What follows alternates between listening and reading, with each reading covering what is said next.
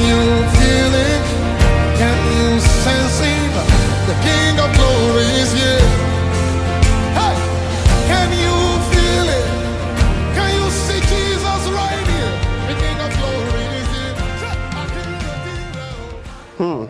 You know, there's no formula to this thing.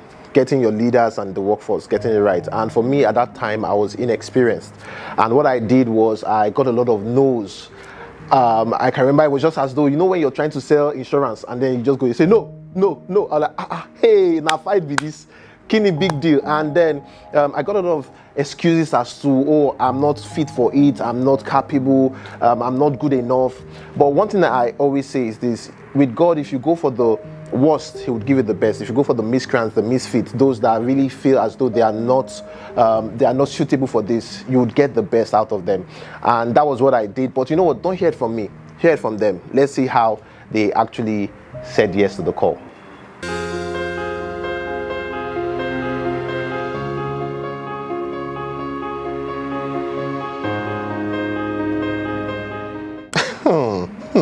The call.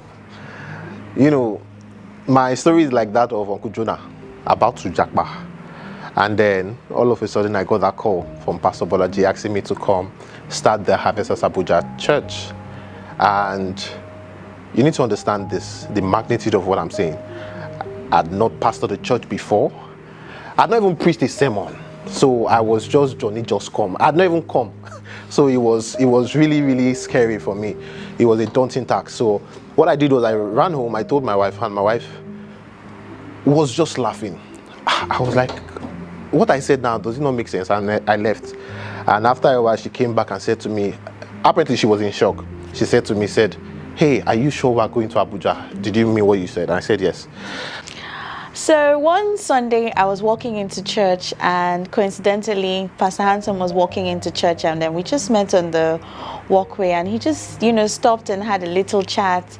And while he was inquiring about me, he just said, how may I help you? And I remember that I broke down, because it's been a long time that someone just offered me help without me even asking. And I didn't even know how to ask for help or how to respond to that. And he asked me, are you in a workforce? PH, now you're going to get his recording. Leadership was a different ball game altogether. I literally ran from it, and I just didn't feel I was worthy or qualified to step into any leadership role at all. But I remember something PH always says: God doesn't call the qualified, He qualifies us. So I remember the time PH called me and said I was going to be a leader in church. I was like, how? Me of all people. At that time I wasn't even going to church. I stepped away from Christianity, and I had a problem with Christianity at that point. And so imagine someone who had a problem with Christianity being called to be a leader. I felt, how was I going to do that? But then my wife told me, oh, you've been talking about how you want to develop your leadership skills, how you want to get better as a person. What better way than to be a leader? So I walked up to Pastor Hanson, just innocent me. I said, what can I do? I was hoping Pastor Hanson would say, okay, maybe help me move this chair or move this table or do this one. Pastor Hanson say, missions. I looked at am I evangelist 1,000 or what? He said mission. I was like, how? He said missions. He started talking about Uni Abuja, started talking about growth of church, and I really didn't see myself in that capacity. But something happened. I've always been hearing it, and this is the very first time I get to see it come alive. People say when your man of God tells you to do something, the grace and the capacity to do it, and the ability to do it comes on you. Yeah. You understand? And trust me, I'm just a total example. Yeah. Same of here. This thing. Yeah. A Friday night, I was out with my friends, and some guy called me. He said his name is Ansom. I'm like, you don't say Ansom. Okay. Then said he's the pastor of Harvesters, that I'm going to be in charge of photography. I'm like, this is meant to be my first Sunday resuming the church. I'm already in charge of photography. Like, what exactly is going on here? But one thing about Pastor Ansom is that this guy does not take no. I even told him that, don't worry, I'm just going to put myself on 3-month probation, that you're going to remove me yourself. That's how much I was not interested in the role or anything. My plan was just to come to the church, warm the seat, leave, disappear, that's it. But PH did not take no, and to be honest, I'm actually happy that he did not take no for an answer, because that's been one of the best decisions of my entire life, because having to lead and serve with some of the most amazing human beings in the world that I actually now call family, it's been great. So, you know, when you talk about challenges, the temptation is that as a pastor, you want to talk from that Superman point, that invincible monk point. But for me, it was not so. There were times where I broke down. There were times where I cried. I was overwhelmed. Anyways, it's not about me. The story is about you and every other person in this video. So let's take a look at what they have to say.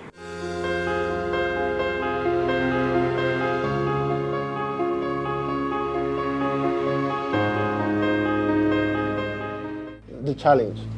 All right, so I'll just tell you about 2 quick ones. Number 1 will be getting the people. You need to understand, they had never heard of Handsome before, and all they were used to was NLP, and so coming to a physical experience was something else. Some of them, they just gave their life to Christ. They had not been to church in a long time, and so for us, for me especially, it was just getting the people to see the vision, to see what we were trying to achieve. Also, getting people that would actually stay. I remember when Pastor Handsome came with so much energy and he said, oh, we have a lot of work to do. And the old ginger, the old zeal to do the thing, to do church work. And deep down, I was just telling myself that, sir, you have to calm down. This is Abuja. I mean, you're just coming from Lagos. We've been in Abuja. So I think Pastor would like to calm down, because even myself at that point in time, I had not made up my mind on joining Harvesters fully. I had not made up my mind. Well, talk about our life before Harvesters. Well, we literally were not going to church. We were like one of those guys that have church hurt. So we hadn't been in a church for years. Like, it was so bad, we didn't even do a church wedding. That's just how serious it was. Like, I literally had no interest in anything that has to do with pastor. I told my wife to stay where we were before, so that Margot Spice, yeah, Alpha. She stayed 1 week. After the other week, she started coming. And we had quarrel on that matter. I said, Alpha, I told you, because you don't know waiting day front. But trust me, that move has been a blessing to my family. I'm grateful to God that she came as soon as she did. I was saddled with so many responsibilities, to be honest. I had to ensure that people come to church. I was saddled with so many responsibilities, and I just told myself that, you know what, I can't leave this work and move somewhere else. I need to just stay. I need to make this work. So there and there, I just told myself that, Adiola, this is your church, this is your new family, you need to do the work. And yeah, and that was it. From Next Level, when I found out they were opening branch in Abuja, I was excited you I was so excited. I was like, oh, they're opening a branch in Abuja, and it was so close to my mom's. But it turned out they were doing like some workers thing, and because of like the impression I had about churches, I didn't really want to join any workforce, so that if I wanted to leave, it would be easy. You know, I could just like leave at any time. But you know, it's been a hit since day one, and I dragged my husband, and you know, he's the kind of, it's very hard to convince him to join church, but you know, God did it. The second one would be our venue. So first of all, we struggled to get the right venue because we wanted something really good. We had to move from one place to another. We were at Gariki. We moved to Central area. We moved to Lifecam, went back to Central area, moved to Gariki. At one point when we were at Gariki, we thought we had found our home, and everybody was happy. It looked like the perfect place. We could manage some of the situations that was coming up. But the most ridiculous thing happened. On a Tuesday morning, we got the text message that we could no longer use that space for our service. The landlord said service was not going to hold on Sunday. And guess what? It was Easter Sunday. Of all services to be evicted, Easter Sunday. As a Friday, Saturday, we had no place yet. We were searching. everybody was worried because how could this happen on Easter week of all weeks? And we had just a few days to look for another venue. Trying to convince these people on why they should lease out this facility to us. And they clearly told us that, you know what, we are not giving church. And trust me, it became a problem. It became a problem. I mean, how will it look like we don't have a service during Easter? I was discouraged. I mean, a place that we all call home is now, I mean, all of a sudden, we became homeless. Let me just put it that way. I called Pastor Ansom and I told him, can we have an online service?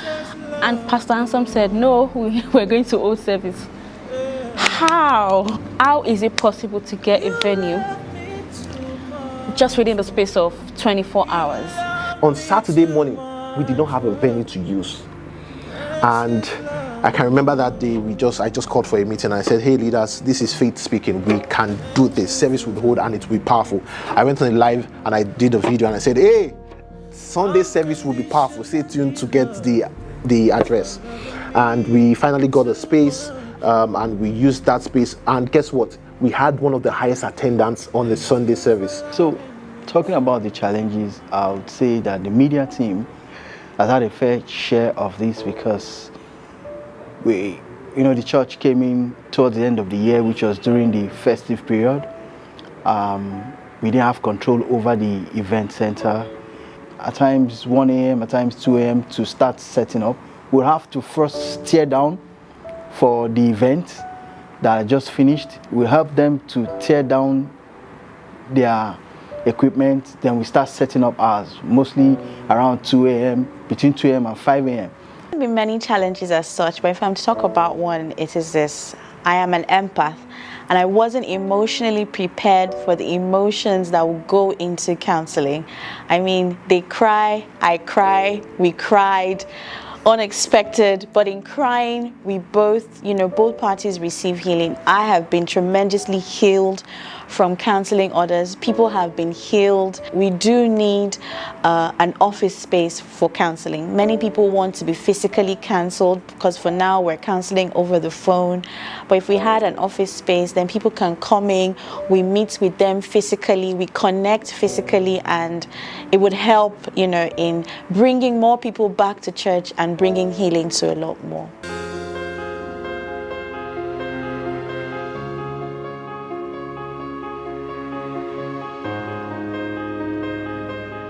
When you look back at what God has done this 1 year, it's humbling, it's life-changing. I mean, testimonies of cancer being healed, testimony of paralysis being healed. We have series of testimonies of children being born in 1 year. In communications department, I'm advertising now, right? We have 3 married women.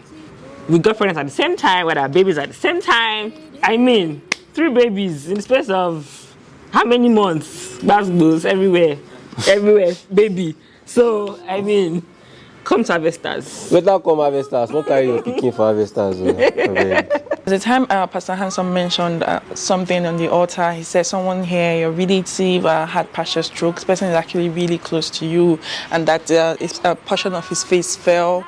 And I was in my seat, my friend was close to me. I already told her about what happened to my brother. She just held me. I was shaking. I was like, this is my brother.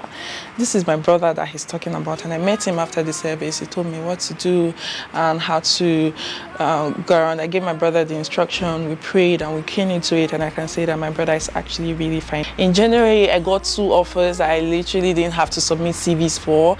And I wasn't even starting from like a lower position. I went all the way to being a team lead.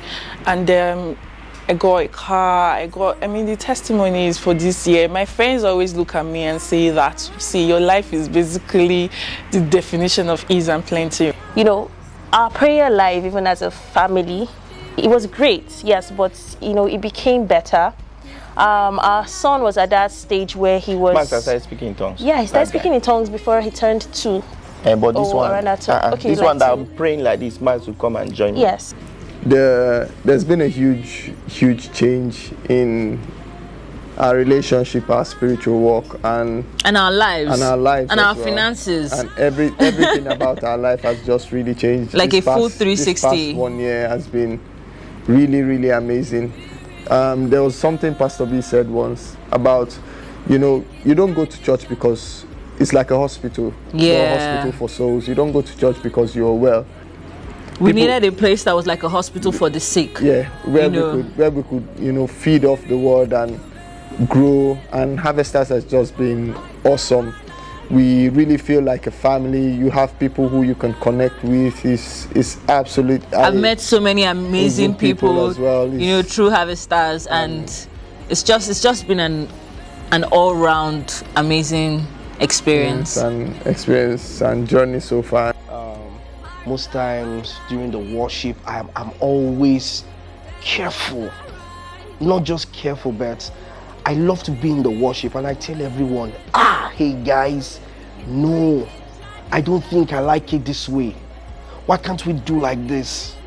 And that brings me to this point where I will say, I love my musicians.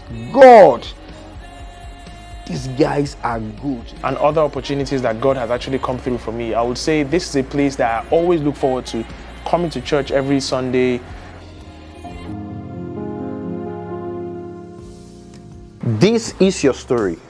This is home. This is Harvesters Abuja. Happy anniversary. My experience in Harvesters has been a transformational one. I've been here for 1 year and it has been nothing short of amazing. Harvesters Abuja has been more than just a church, it's been a family for me. I want to thank Harvesters for being a home for me. I want to thank Harvesters for giving me a family. It wasn't easy at first, but with the help of God and with the help of the leadership, PH and Adiola, it helps me become a better person, a better leader. For the longest, I was looking for a home, for a family, for a place where I could worship and feel loved and also feel happy. And glory be to God, I found Harvesters Abuja. Things have been done in our lives, a lot of lives have been changed, a lot of people that had lost connection with Christ and God's kingdom have had that rekindled. So it's been an amazing time. I've been blessed. I love the fact that I have to come here every Sunday. Like, I literally look forward to it. Amazing family. My life has changed drastically. Settled me and my family, and it's been amazing. I really miss church. I miss the community. I miss the love. I miss the people. I'm glad to come to church every Sunday and listen to the word. This church has been such a blessing to me. I love Harvesters and I literally drag everyone and anyone to this church. I've grown and I've come to love my family. So yay!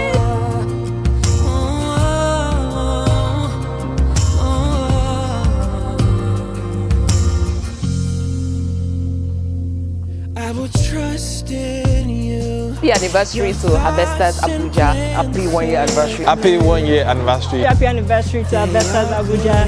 Happy 1 year anniversary. Happy 1 year anniversary. Happy 1 year anniversary, Harvesters. Happy 1 year anniversary to Harvesters International Abuja. Happy 1 year anniversary to Harvesters. Happy 1 year anniversary to Harvesters Abuja. Happy anniversary to Harvesters Abuja at once.